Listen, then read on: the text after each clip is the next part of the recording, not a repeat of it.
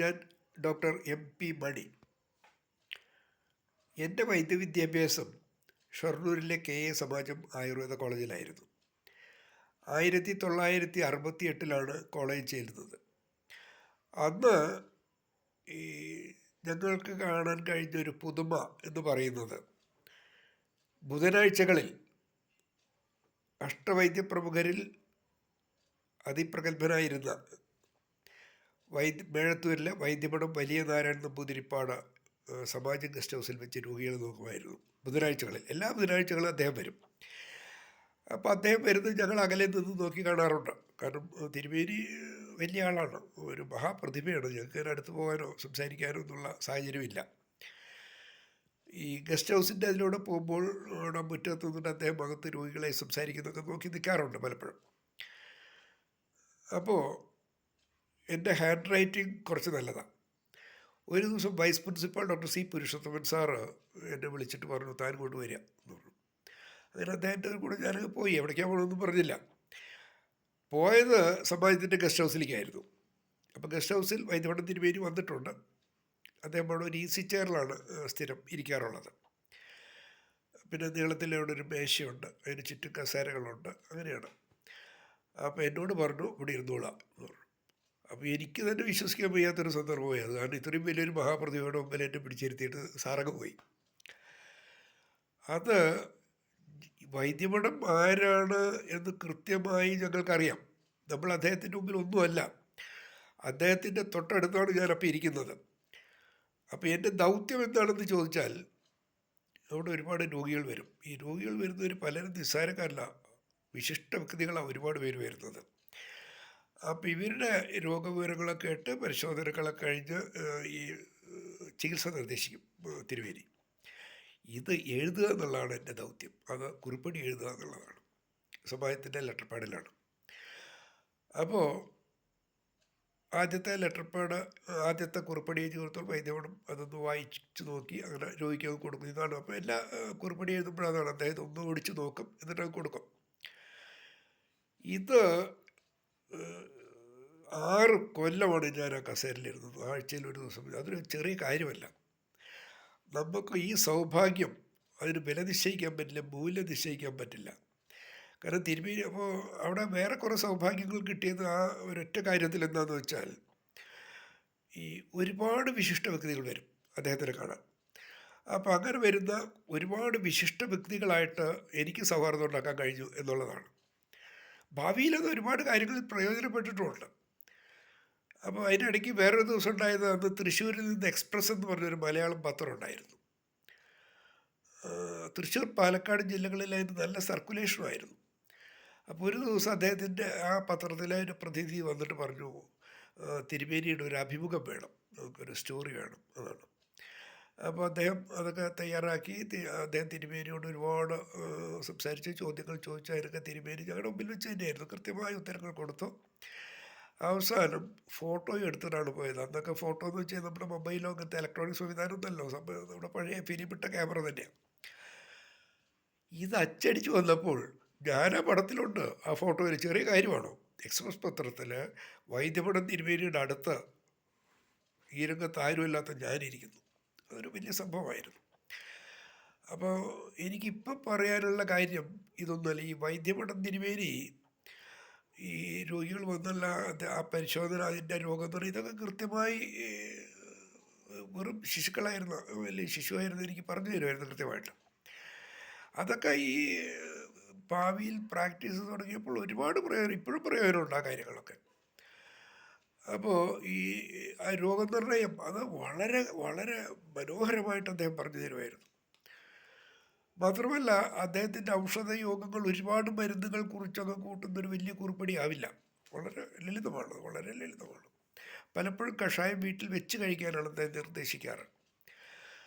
അപ്പോൾ എനിക്കുണ്ടായ ഒരു പ്രത്യേക അനുഭവം എന്ന് പറഞ്ഞാൽ, ഈ ചില മരുന്നുകൾ അദ്ദേഹം പറയും, ഞാനത് കുറിക്കും, അദ്ദേഹത്തിന് കൊടുക്കും, അദ്ദേഹം രോഗിക്ക് കൊടുക്കും. എന്നിട്ട് അദ്ദേഹം എന്നോട് പറയുന്നത്, ഈ പറഞ്ഞ മരുന്നുകൾ, ഈ ഔഷധയോഗം ഒരു ആയുർവേദ പുസ്തകത്തിലും കാണാൻ കഴിയില്ല, ഇല്ലാത്തതാണ്. ഇത് ഞങ്ങൾ അഷ്ടവൈദ്യ കുടുംബങ്ങൾ മാത്രം ഉപയോഗിക്കുന്ന ചില യോഗങ്ങളാണ്, അതിൽ പെട്ടതാണ് കേട്ടോ എന്ന് പറയും. അപ്പം എന്നെ സംബന്ധിച്ച് ഇത് കേൾക്കുന്നു എന്ന് മാത്രമല്ല, അത് ആരുടെ വായിൽ നിന്നാണ് കേൾക്കുന്നത് എന്നുള്ളതാണ് അത്രയും വലിയൊരു നമുക്ക് അദ്ദേഹത്തിന് മുമ്പിലാണ് നമ്മളിരിക്കുന്നത്. അപ്പോൾ അദ്ദേഹം വളരെ സ്നേഹവാത്സല്യത്തോടു കൂടിയാണ് സംസാരിക്കാറുള്ളതും പറയാറുള്ളതും. അപ്പോൾ വൈകുന്നേരം ഇവിടുത്തെ പരിപാടി കഴിഞ്ഞ് പേഷ്യൻസൊക്കെ പോയി കഴിഞ്ഞ് ചില ആ, വലിയ ആൾക്കാർ വരുമ്പോൾ വീട്ടിലേക്കൊന്ന് വരണം അവിടെ ഉണ്ട്. അപ്പോൾ ഉടനെ എന്നോട് ഇന്നാ പോവല്ലേ, എന്നെ കൊണ്ടുപോയിരുന്നു ആ വീട്. അപ്പം അങ്ങനെ ഒരുപാട് സൗഹൃദങ്ങൾ ഉണ്ടാക്കാൻ കഴിഞ്ഞിട്ടുണ്ട്. അപ്പം ഞാനിപ്പോൾ പറയുന്നത് അന്ന് അദ്ദേഹം പറഞ്ഞ ഒരു ചെറിയ വളരെ ലളിതമായ ഒരു ഔഷധ യോഗത്തെക്കുറിച്ചാണ്. നമ്മുടെ തഴുതാമയുണ്ട്, തഴുതാമ എന്ന് പറഞ്ഞ ചെടിയില്ല, നമ്മുടെ മുറ്റത്തും പറമ്പിലും വേരിക്കോ എല്ലായിടത്തും റോഡിലടക്കം കാണും ഈ തഴുതാമ. തഴുതാമയും ദേവദാരവും കൂടി കഷായം വെച്ച് അതിൽ തേൻ മേമ്പൊടി ചേർത്ത് കൊടുത്താൽ കഴിച്ചാൽ ഈ നീര് എന്ന് പറയും, ശരീരം മുഴുവൻ നീര് വരുന്ന കുറേ രോഗങ്ങളില്ലേ, കിഡ്നി പോകുമ്പോൾ, ലിവർ പോകുമ്പോൾ, കൺജസ്റ്റീവ് ഹാർട്ട് ഫെയിലിയർ വരുമ്പോൾ, അങ്ങനെ ഒരുപാട് രക്തക്കുറവ് വരുമ്പോൾ, ഈ ഹീമോഗ്ലോബിൻ്റെ കുറവ് എന്ന കുറേ പേർക്ക് നീര് വരും. അദ്ദേഹം അന്ന് പറഞ്ഞത് ഈ നീര് മാത്രമല്ല, വയറുവീർപ്പ്, മഹോദരം, വിളർച്ച, അർശസ്, ഇത്തരം കാര്യങ്ങളിൽ ഈ കഷായം വളരെ ഫലപ്രദമായിരിക്കും എന്നുള്ളതാണ്. നോക്കൂ എത്ര സിമ്പിളാണ്. അപ്പോൾ എനിക്കിപ്പോൾ പറയാനുള്ളത് വേറൊരു കാര്യം കൂടിയാണ്. അതായത് കുറച്ച് കാലമായി ആയുർവേദം ശാസ്ത്രമല്ല, അതൊരു കപടശാസ്ത്രമാണ് എന്നൊക്കെ ഒരുപാട് സ്ഥലത്തുനിന്ന് ആരൊക്കെയോ പറയുന്നുകൊണ്ട് മാത്രമല്ല, അത് ആയുർവേദ മേഖലയിലെ രോഗികളുടെ എണ്ണത്തെയും ബിസിനസ്സിനെയൊക്കെ ബാധിച്ചിട്ടുണ്ട് എന്ന് കേൾക്കുന്നുണ്ട്. അതിന് പ്രധാന കാരണമായിട്ട് ഈ മറ്റ് ശാസ്ത്രവാദികൾ പലരും പറയുന്നത് ഇത് ശാസ്ത്രമല്ല എന്നുള്ളതാണ്. അപ്പോൾ ഞാനൊരു പഴയ ശാസ്ത്ര സാഹിത്യ പരിഷത്ത് തന്നെ 4 പതിറ്റാണ്ടോളം കാലം സജീവമായി ശാസ്ത്ര സാഹിത്യ പരിഷത്ത് പ്രവർത്തിച്ചിട്ടുണ്ട്. അപ്പോൾ അത്തരം ശാസ്ത്രവാദികളാവുമ്പോൾ, അല്ലെങ്കിൽ ശാസ്ത്രത്തെ മാത്രം ഉൾക്കൊള്ളുന്ന വ്യക്തികളാവുമ്പോൾ, അവർ പറയുന്നൊരു ഭാഷയുണ്ട്, പരീക്ഷസിദ്ധമായി തെളിയിക്കപ്പെട്ട അറിവുകളാണ് ശാസ്ത്രം. അപ്പോൾ ആ ഭാഷയിൽ അവർ പറയുന്നത് കുറേ ശരിയാണ്. കാരണം ഇത് പരീക്ഷസിദ്ധമായി തെളിയിക്കപ്പെട്ട അറിവുകളല്ല, ആയുർവേദത്തിലുള്ള അനുമാനങ്ങളാണ്. പക്ഷേ അത് ശാസ്ത്രീയമായി തെളിയിക്കപ്പെട്ടിട്ടില്ല എന്നതുകൊണ്ട് ശാസ്ത്രമല്ലാതാകുന്നില്ല. അതിൻ്റെ കാരണം നമ്മൾ വൈദ്യശാസ്ത്രത്തിൻ്റേതായി ആഗോളതലത്തിൽ ഇപ്പോൾ ഒരുപാട് പുതിയ അറിവുകൾ പുറത്തു വരുന്നുണ്ട്. ഈ അറിവുകളുടെ എല്ലാം അടിവേരുകൾ നമ്മുടെ ആയുർവേദ ഗ്രന്ഥങ്ങളിൽ കാണും, പ്രത്യേകിച്ച് അഷ്ടാംഗത്തിൽ കാണുന്നതാണ്. അപ്പം അതിൻ്റെ ഏറ്റവും ഒരു രസകരമായൊരു കാര്യം എന്ന് പറയുന്നത്, വളരെ ലളിതമായി പറയാനുള്ളത്, ഏതാനും കൊല്ലങ്ങൾക്ക് മുമ്പ് വരെ ആധുനിക വൈദ്യശാസ്ത്രത്തിൽ പ്രത്യേകിച്ച് രോഗവും രോഗിയും മരുന്നും ഡോക്ടറും ഉണ്ടായിരുന്നുള്ളൂ, കുറേ യന്ത്രങ്ങളും. ഈ അടുത്ത കാലത്താണ് മനസ്സിനെക്കുറിച്ച് അവിടെ ചർച്ച വന്നിരിക്കുന്നത്. മാനസിക പിരിമുറുക്കം, ഉത്കണ്ഠ, വിഷാദം, ഇത്തരം നെഗറ്റീവ് വികാരങ്ങൾ രോഗത്തിന് കാരണമാകും, അല്ലെങ്കിൽ മനഃശാസ്ത്ര സമീപനം പല രോഗങ്ങളിലും ആവശ്യമാണ് എന്നൊക്കെ ചില കാര്യങ്ങൾ വരുന്നുണ്ട്. ആയുർവേദ കോളേജുകളിൽ ഇപ്പോഴും അടിസ്ഥാന ഗ്രന്ഥം എന്ന് പറയുന്ന അഷ്ടാംഗഹൃദയമാണ്. ഈ അഷ്ടാംഗഹൃദയത്തിൽ ഈ പനിയുടെ പര്യായമായി പറയുന്നത് ജ്വരമാണ്. അല്ല, ഒരുപാട് രോഗങ്ങളുടെ ആരംഭം ജ്വരമാണ്. ജ്വരം എന്ന് വെച്ചാൽ പനിയാണ്, ഇതാണ് പറയുന്നുണ്ട്. പക്ഷേ അഷ്ടാംഗഹൃദയം ആരംഭിക്കുന്നത് ജ്വരാദി രോഗാൻ എന്ന് പറഞ്ഞുകൊണ്ടല്ല, രാഗാദി രോഗാൻ എന്നാണ്. രാഗാദി എന്ന് പറയുന്നത് രാഗദ്വേഷ ഭയം എന്ന മത്സരങ്ങളാണ്. അപ്പോൾ എത്ര ശാസ്ത്രീയതയാണ് അവിടെ ഒന്ന് ആലോചിച്ച് നോക്കും, വളരെ കൃത്യമല്ലേ. പക്ഷേ ഈ പരീക്ഷണസിദ്ധമായി തെളിയിക്കപ്പെട്ടിട്ടില്ല എന്നുള്ളൊരു പോരായ്മയാണ് മറ്റുള്ളവർ ചൂണ്ടിക്കാണിക്കുന്നത്. അപ്പോൾ എനിക്കിപ്പോൾ പറയാനുള്ളത്, ഇപ്പോൾ ഈ പറഞ്ഞ ഔഷധയോഗം ഉണ്ടല്ലോ, ഏറ്റവും ചെറുത് ദേവദാരും തഴുതാമിയും കൂടി ചേർന്നത്, ഇത്തരം ചെറിയ നമ്മുടെ പഴയ ഔഷധയോഗങ്ങൾ ഓരോന്നെടുത്തിട്ട് നമ്മൾ പരീക്ഷണസിദ്ധമായി തെളിയിക്കാനുള്ള ഗവേഷണ പ്രോജക്റ്റുകൾ ഉണ്ടാകണം, കുറച്ച് റിസർച്ച് പ്രോജക്റ്റുകൾ തയ്യാറാക്കണം.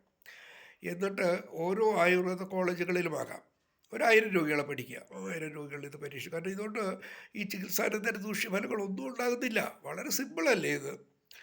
മാത്രമല്ല ഇത് ഫലപ്രദമാണെന്ന് തെളിയിക്കപ്പെട്ടാൽ വൈദ്യശാസ്ത്ര രംഗത്ത് അത്ഭുതങ്ങളുടെ ഘോഷയാത്രയായിരിക്കും. കാരണം ഈ സിറോസ് നമ്മൾ ഈ മഹോദരൻ എന്നൊക്കെ പറയുന്നത് സിറോസാണ്, അത് മാറുമെന്നാണ് പറയുന്നത് ഈ കഷായം കൊടുത്താൽ. അത് പരീക്ഷിച്ച് നോക്കുന്നതിന് എന്താ കുഴപ്പം? അപ്പോൾ ഇങ്ങനെ ഒരുപാട് നമ്മുടെ നാട്ടറിവുകളുടെ കാര്യത്തിൽ കേരളം അതിസമ്പന്നമായിരുന്നു, അതിസമ്പന്നം. പക്ഷേ നമ്മൾ കേട്ടിട്ടുള്ളതെന്ന് വെച്ചാൽ പണ്ടത്തെ മഹാപ്രതിഭകളായിരുന്ന വൈദ്യന്മാർ അവരുടെ അറിവുകൾ അടുത്ത തലമുറയ്ക്ക് പകർന്നു കൊടുത്തില്ല. അതുകൊണ്ട് ഇതൊക്കെ നഷ്ടപ്പെട്ടു പോയി എന്നാണ് പൊതുവെ കേൾക്കുന്നത്.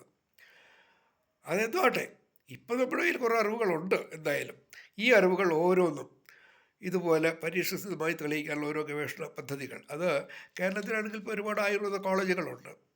ആ ആയുർവേദ കോളേജ് ആശുപത്രികൾ, ജില്ലാ ആശുപത്രികൾ, പിന്നെ കേന്ദ്ര സർക്കാരിൻ്റെ അല്ലെങ്കിൽ ആയുഷിൻ്റെ കീഴിൽ കേരളത്തിൽ ഇപ്പോൾ ചെറുതുരുത്തിയിൽ ഒരു ഗവേഷണ സ്ഥാപനമുണ്ട്, പഞ്ചകർമ്മ ഇൻസ്റ്റിറ്റ്യൂട്ട് എന്ന് പറഞ്ഞ്. ഇത്തരം സ്ഥാപനങ്ങളിൽ ഇങ്ങനൊരു പദ്ധതികൾ നടപ്പിലാക്കണം. നടപ്പിലാക്കിയേ പറ്റൂ. കാരണം ഈ ശതകോടികളാണ് ആയുർവേദ ഗവേഷണ സ്ഥാപനങ്ങൾ നടത്താൻ വേണ്ടി ഓരോ കൊല്ലവും നമ്മൾ നമ്മുടെ പൊതുഖജനാവിൽ നിന്ന് ചിലവാക്കുന്ന നാട്ടുകാരുടെ നികുതി പണമാണത്. ഇതുകൊണ്ട് ഈ ഇത്രയും കാലമായിട്ട് ഇവരൊക്കെ ഈ കുറേ പേര് ശമ്പളം പെൻഷൻ മേടിച്ചു എന്നല്ലാതെ ഈ രാജ്യത്തിനൊരു പുതിയ അറിവ് കൊടുത്തോ, ആയുർവേദത്തിൻ്റെ ഉന്നമനത്തിന് വേണ്ടി ഒരു പുതിയ അറിവ് കൊടുത്തോ? അത് നമ്മൾ നോക്കിയാൽ എന്തെങ്കിലും അറിവുള്ളതായിട്ട് എനിക്കറിയില്ല. ആർക്കെങ്കിലും ഉണ്ടോ എന്നറിയില്ല. അപ്പോൾ രണ്ട് കാര്യം ചെയ്യണം. ഒന്നുകിൽ ഇത്തരം പുതിയ അറിവുകൾ തരാൻ കഴിയാത്ത ഗവേഷണ സ്ഥാപനങ്ങൾ അടച്ചുപൂട്ടുക, അല്ലെങ്കിൽ പുതിയ പദ്ധതികൾ ആസൂത്രണം ചെയ്യുക. അങ്ങനെ വന്നാൽ ആയുർവേദമായിരിക്കും ലോകത്തെ ഏറ്റവും മികച്ച വൈദ്യശാസ്ത്രം. ആ കാര്യത്തിൽ ഒരു തർക്കവുമില്ല.